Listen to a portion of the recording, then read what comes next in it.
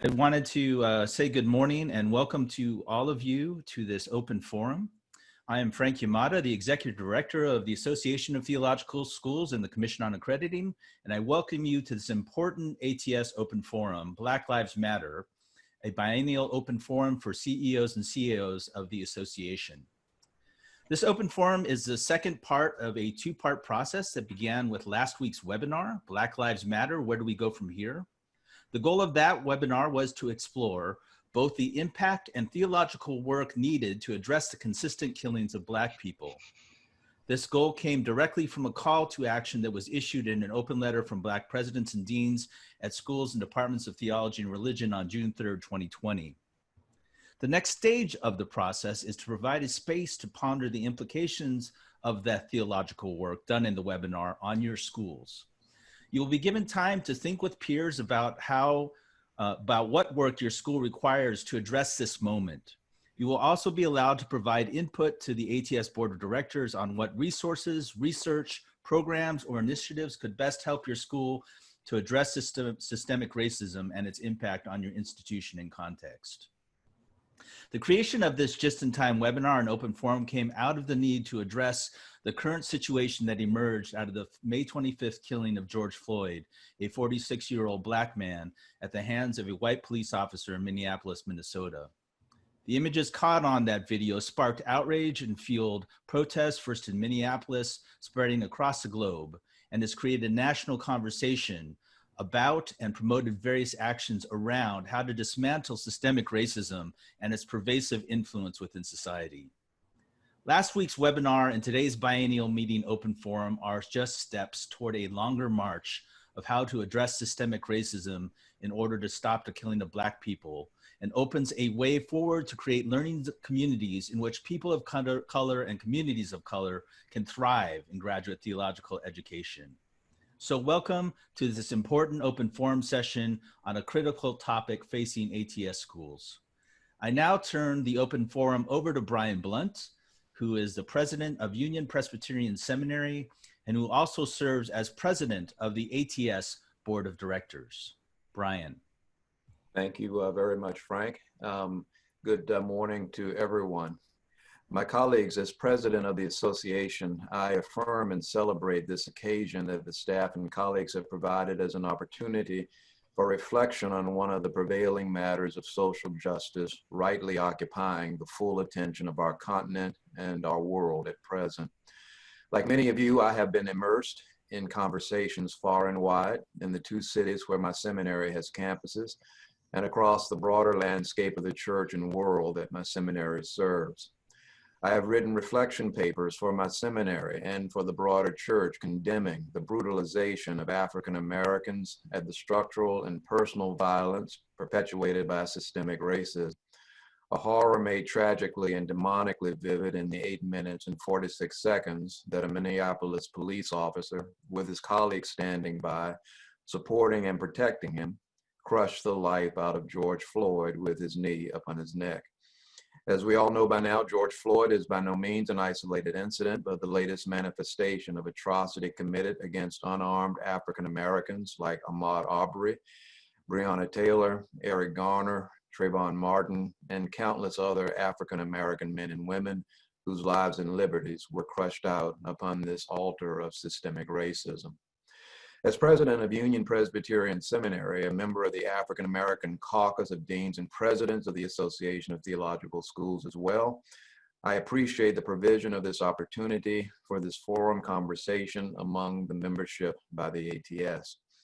This appropriate attention to this matter of systemic racism, a matter of such significance to the future realization of true justice in the United States, Canada, and indeed the world, is, I like to think, pertinent to the interest and work of the Association of Theological Schools. Indeed, in recognition of this reality, the board of the ATS has recently concluded the vital work of developing a set of strategic priorities, one of whose key components is the recognition of, value of, and work toward diversity. On page 102 of the 2020 ATS COA Biennial Meeting Program book, you will see the report of the Association Board of Directors. A key part of that report is a summary explanation of the attention the board has given to the creation of this set of strategic priorities that would be critical for the next few years within the association. They are: equip leaders for effective change, explore and encourage innovative financial and organizational models, enhance adaptive work in schools' educational missions, engage the membership in its broad diversity. The four priorities provide a way for the association to continue its mission to promote the improvement and enhancement of theological schools in this age of significant change. The fourth of these priorities, and they are most certainly not listed in any sense of numerical prioritization, the engagement of the membership in its broad diversity is critical because the ATS functions as a diverse community of schools. While the program booklet shares the briefest identification of the four priorities, the strategic priorities document itself elucidates an extensive discussion. The priority endeavors, among other intentions, to embrace and find strength in the association's diversity as a community of learning. One of the key tactics listed for implementation of this priority states the following: create and sustain forums that encourage respectful and generative conversations about diversity. Certainly, this forum is a direct and deliberate outgrowth of that tactical intent. Affirmation of collegiality within diversity is indicated through the respect we are called upon to demonstrate to one another, our desire to support and learn from other members, our commitment to the well-being of our colleague institutions and the people employed by them, all in service to the overall mission of the ATS. In our diversity, in our commitment to one another through our diversity, we are made stronger. We recognize and value the strengths that different communions and different identities bring to the common work of theological education, and I hope commit ourselves to supporting equitable access to educational opportunity and the liberating and just space necessary to take advantage of that opportunity for all within our association. Today, with this broad intent in mind, we more specifically intend an open conversation that would share the work that our diverse schools are doing to address the particular matter of systemic racism, so that through this shared information, we might all find ourselves better educated and better equipped to better equip leaders to do the work of racial justice in their own educational institutions and faith communities. Thank you. Thank you, Frank and Brian. Good morning to all. My name is Mary Young, and I serve as ATS Director of Leadership Education. Both Frank and Brian have identified our objectives for our meeting today. Leading today's session are ATS programs and services staff. Allow me to provide some key reflections from last week's Black Lives Matter, Where Do We Go From Here webinar to set the context for our meeting today. The webinar's 8 guests represented a broad spectrum of leaders committed to both the church and the academy, and together they brought an arsenal of theological and practical perspectives related to the topic of the killing of Black and brown people. They shared their perspectives around 3 questions. The first, what theological work needs to be done to address the killing of Black and brown people? A second question, what truth-telling needs to happen in the church and the academy? And finally, how can the church and the academy partner to both educate leaders and strategize for racial justice to stop the killings? Emily Towns provided an interrogation of our present theology and its lack of ability to help us answer the question of why Black and brown people, and she added all people who do not fit into the box of white heteronormity are still being killed. She posited that the answer is found in our ability to stop talking and start listening to the diversity among us. Embracing its gifts will empower us to put legs and feet to the action we need to take. Stephen Ray argued that when one can't reconcile that one's ancestors were moral monsters, there is an assumption that violence against Black and brown bodies can be warranted. He cautioned that religious traditions themselves can contribute to the way people act and be in the world, and left unchecked, can become conduits that foster violence. Since our current theological structures are built on higher education, colonial epistemological constructs that are not working, Bo-Young Lee raised the question, what post-colonial structures must we then seek or engage in dismantling white supremacy? She agreed with Towns that talking and listening to each other is critical for building relationships. Mark Young also agreed that our current way of doing theology is not equipping us to deal with the critical crises around racism. He described the current theological approach in settings he is familiar with as possessing a flyover hermeneutic, meaning that communities of faith do not stop to take consideration of the history that they are part of, but instead fly over such history without understanding how it has impacted beliefs and actions. Regarding the truth-telling that we need to do, Kelly Brown Douglas stated that it is the responsibility of faith communities to lead the way to a more just future. As such, they must engage in the kind of truth-telling that names the past and our complicity to it, a past characterized by what she calls Anglo-Saxon exceptionalism. Douglas urged us to reclaim what is at the center of our faith tradition, an incarnate God and a crucified Savior, and not allow our theology to become a betrayal of this center. A fervent plea was offered by Willie Jennings, inviting ATS schools, amid all of our diversity, to take this moment seriously in the formation of our pedagogical imaginations. Jennings named two areas that we must tell the truth about. The first was our culture of comfort. He said it distorts the real meaning of Christianity in both the church and the academy. We've become too comfortable, he said, with death, violence, weapons, and greed. And this comfort has implications for Black and brown people every day. Secondly, we must tell the truth about whiteness.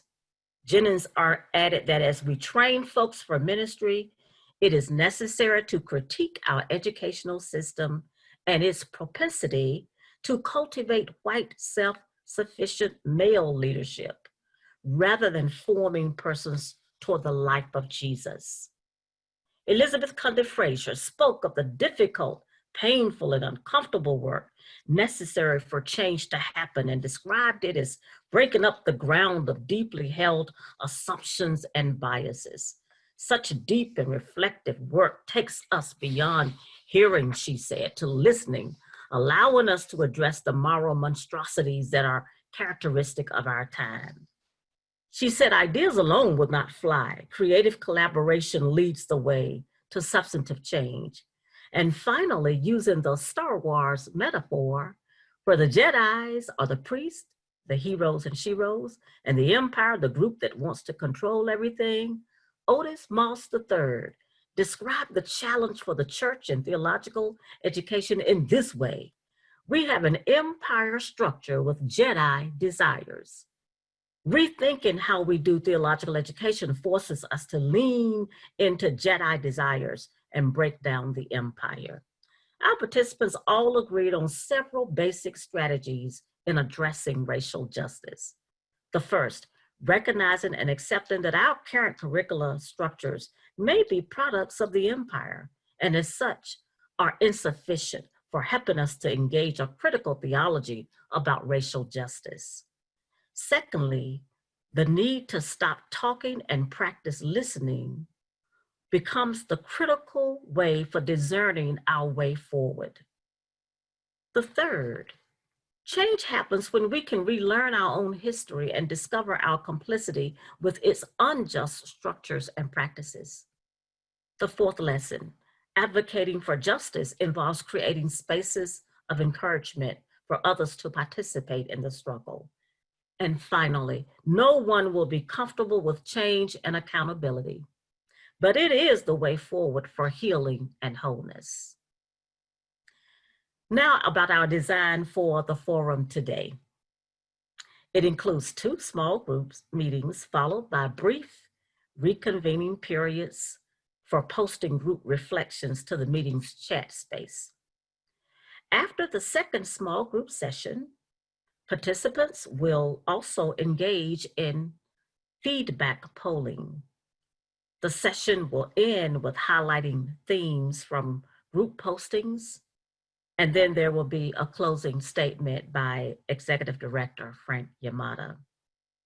In your groups, we invite you to embrace the following open forum conversation commitments. They are: we assume the importance of this topic. The conversation is not designed as a space where convincing anyone of the topic's importance will be necessary. Secondly, we assume that leaders come from a variety of school contexts with different structures and relationships to other entities. We thirdly assume that the opinions and views of others will be respected, as everyone is entitled to their own perspective. And finally, we assume that leaders will exercise confidentiality in the group sharing process. Now, as you prepare to break into your groups, there are a few instructions and notes. Groups will spend 20 minutes together with each discussion question. Small groups have the option of moving back to the open discussion area earlier than scheduled if you've completed your work. When all groups reconvene, each group will be expected to enter up to 3 brief key points in the chat function of our meeting. Please choose someone or identify someone in your group who can summarize those 3 discussion points and be prepared to enter them into the chat format. If an individual in a group wishes to return to the main room early, he or she may certainly do so. The large plenary is being recorded. However, we will not have recordings of small group deliberations.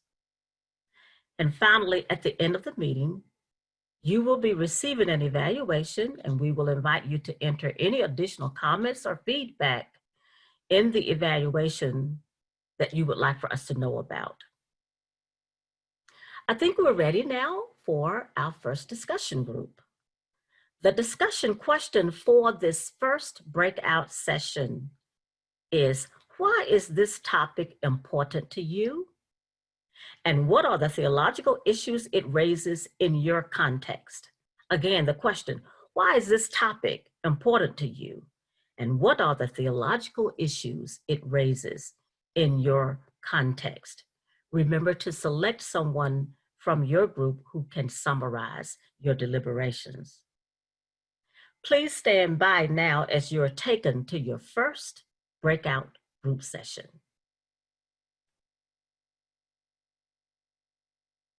I believe most people are back in now, and several of the groups have met me as I turned on everyone's videos. I'm Joanne Deasy, the Director of Institutional Initiatives and Student Research here at ATS.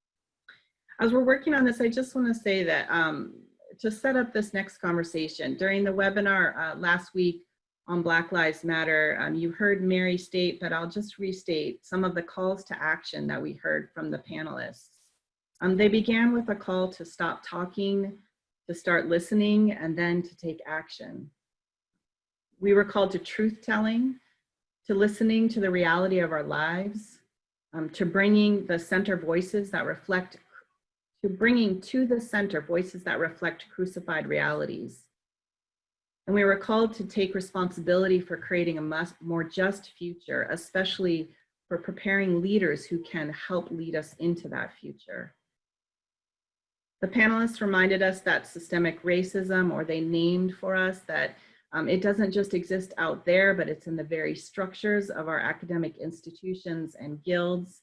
It's in our curricula and our theologies, our spiritual disciplines, our relational cultures. And as Mary reminded us, We were called to break theological education away from its empire structures and live into its Jedi realities and desires. Within the ATS membership, this work is shaped by our various understandings of the public role of theology and theological education, as well as by our constituents, our governing structures, and our resources at each individual institution. With these things in mind, we're asking you to focus this next conversation on action steps that you are currently or are planning to take at your institution. The prompt for this, to focus your discussion is, what is your school doing to address systemic racism, and what particular challenges and strengths does it have in dealing with the killing of Black people? Next steps may address short-term issues or be part of longer-term strategies to bring about deep structural change within your institution and in our world. But before we go to our breakout rooms, I'm going to invite my colleague Debbie Jin to share a few things to keep in mind in your discussion.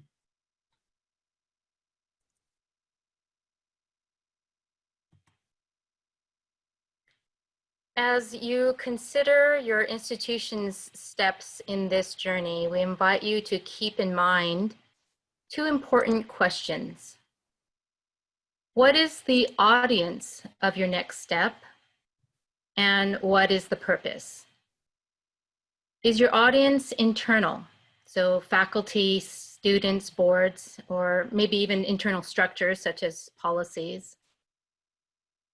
Is the audience external, congregations or donors, perhaps? Or maybe it's the ATS community or some combination of these.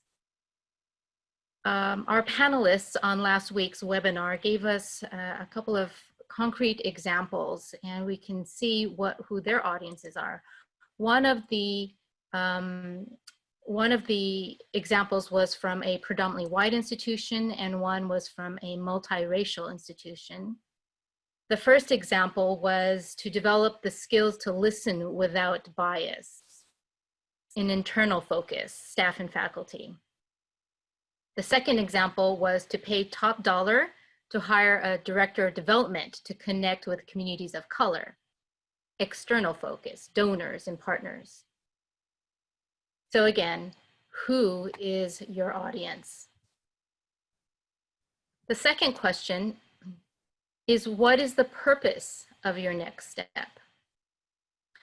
Is it to bolster the school's capacity for this conversation, or maybe changing institutional culture?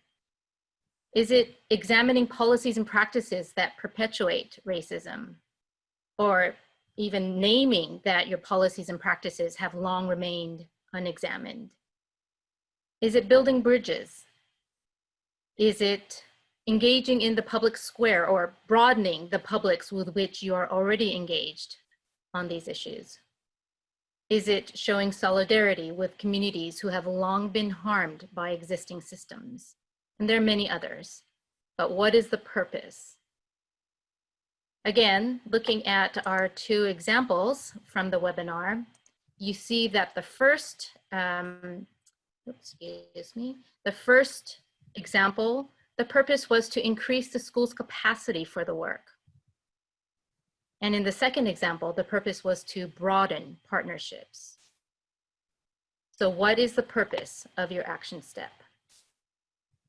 It's important to align your steps appropriately with the audience and the purpose for greater effectiveness and impact, but also most of us are familiar with increasing racial representation in our communities and in our course syllabi as common action steps in this work, and they're both very important examples.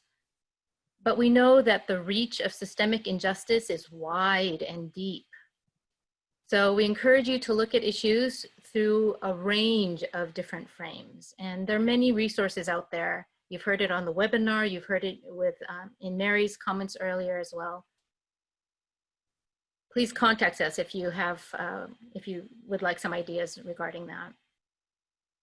And a reminder, as you go into your small groups, on the webinar, the panelists called us, especially those of us who've been shaped to expect racial comfort or racial safety, They called us to share in rethinking a spiritual discipline that doesn't move away from the anguish and pain of this reality. So let us not go into this work expecting that it will be easy or that it will be quick. So with this framing content, I give you the discussion prompt for your small groups. What is your school doing to address systemic racism? And what particular challenges and strengths does a school have in dealing with the killing of Black people? And that'll be put into the chat box so you can take them into your room. And while the summaries are being posted, I invite you to participate in a couple of polling questions. So the first, and then our second. While the first one we had a great predominance of folks who have made some kind of a statement. In this second one, we see that there is more of a range. So it confirms what we said earlier, that there's a range of structures, relationships, and resources among ATS schools for this work. So thank you for participating. I'll stop sharing these results and now pass the mic over to Steve Graham, who will highlight some themes from the chat.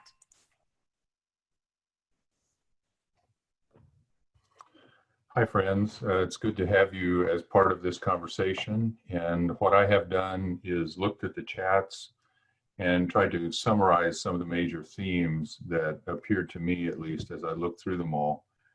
I have 7 different categories into which I fit different comments. And as someone said before, we'll share all these comments with you. 7 categories, though. 1 is theology. A number of comments address the issue of theological anthropology, the image of God in which all are made, the sacredness of life. One noted that we can get the theology right, but also neglect the practice. And then the emphasis of those Christians among us, at least, emphasizing the cross and the crucified as a context for some of this conversation. A second theme, theological education. One of the important aspects within theological education is the building of relationships. A number of comments named the idea of curricula, the question of curricula, receiving diverse inputs, perspectives, voices for the reshaping of curricula. Some mentioned Western assumptions that are often dominant in a number of our schools that need to be questioned, and some mentioned white normativity. A number of comments had to do with knowing the history of which we are a part, and that has influenced much of what we think and do.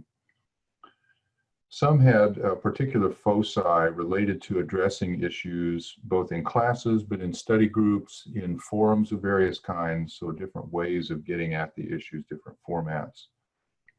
And then a number noted in their conversation groups the very different contexts from which the schools come or within which they are embedded, and also the very different places along the road in addressing these issues that are represented by the different schools. A third theme had to do with a number of things that I lumped together as power issues. The question of top-down versus bottom-up input into theological schools, their curricula, and so forth. A couple of people named the phenomenon of empire, or the myth of empire, that often has influence. A number spoke of the importance of truth-telling. And then a few named the importance of having this be more than just talk, but actually moving into action. A fourth category, interpersonal relationships, both within schools, within the denominational context that characterize a lot of our institutions. The fact that some of these conversations are going to push the limits of comfort for a lot of people.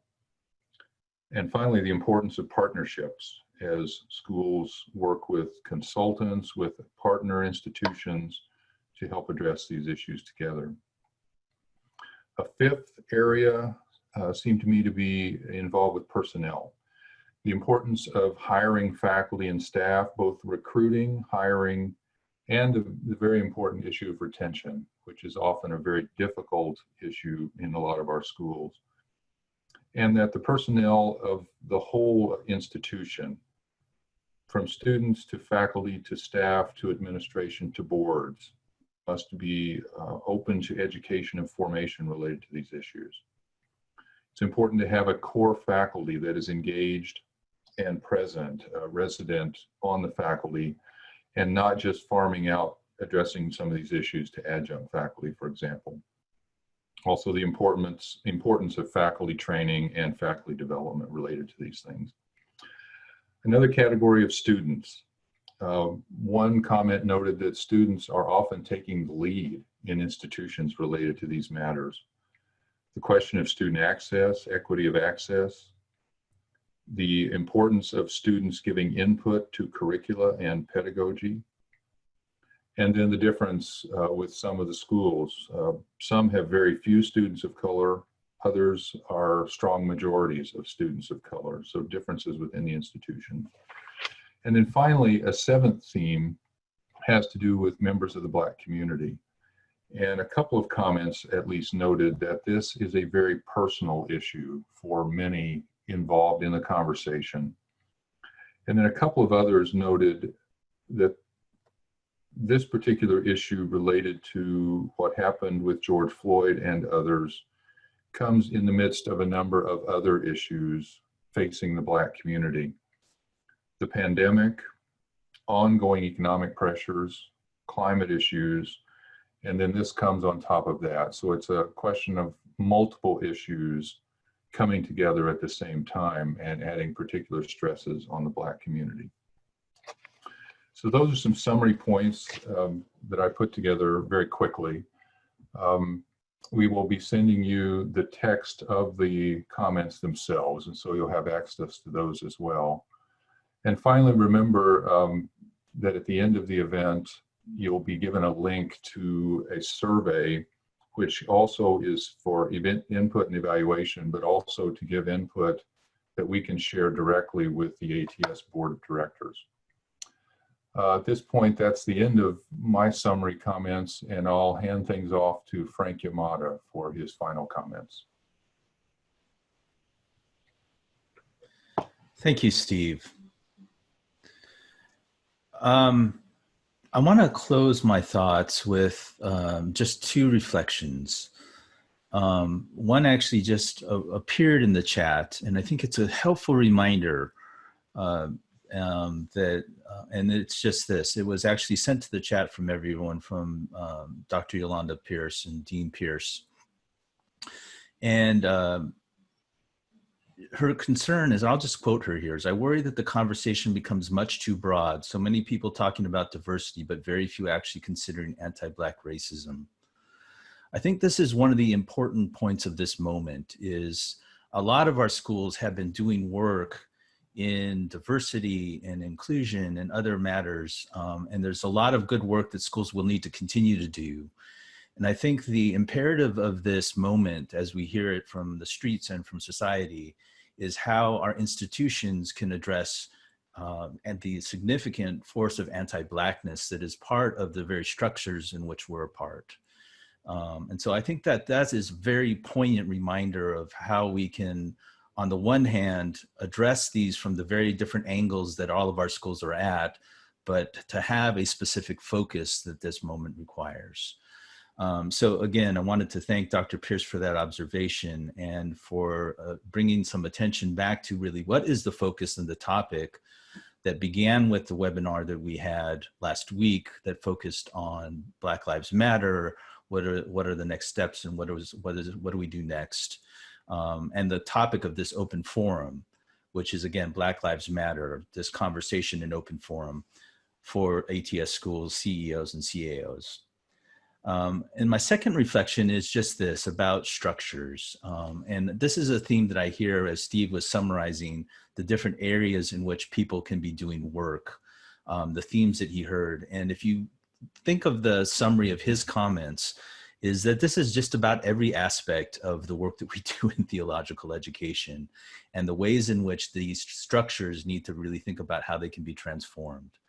And so what we do want to encourage as, again, an outgrowth of this conversation is you've been given a link in the chat to to take a survey to provide input to the board of directors, who really has oversight of the programmatic work, the research, the data interpretation, the initiatives that the association takes on, to provide input to the board in terms of what resources would help us to address this, the issue that was raised in this open forum, and how we can dismantle systemic racism with its focus and force on anti-Black systemic racism as well.